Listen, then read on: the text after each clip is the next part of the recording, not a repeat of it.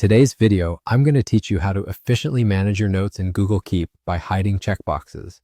Google Keep is a versatile note-taking tool that many of us use for keeping track of tasks, brainstorming, and more. And sometimes simplifying your notes by organizing them can be incredibly useful.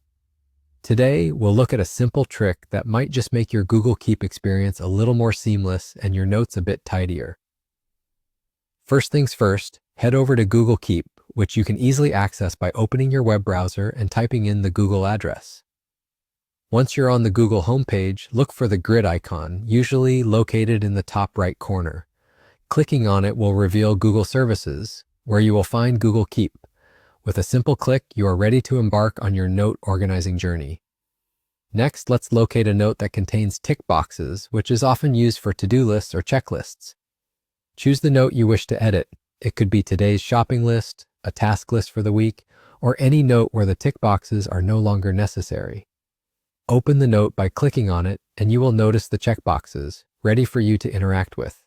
To proceed with hiding these checkboxes, look for the three dots which indicate the More Options menu. This is typically situated in the bottom right corner of each note. When you click on these three dots, you'll be presented with a list of actions you can take to enhance your note or adapt its appearance. Select Hide Checkboxes from this menu.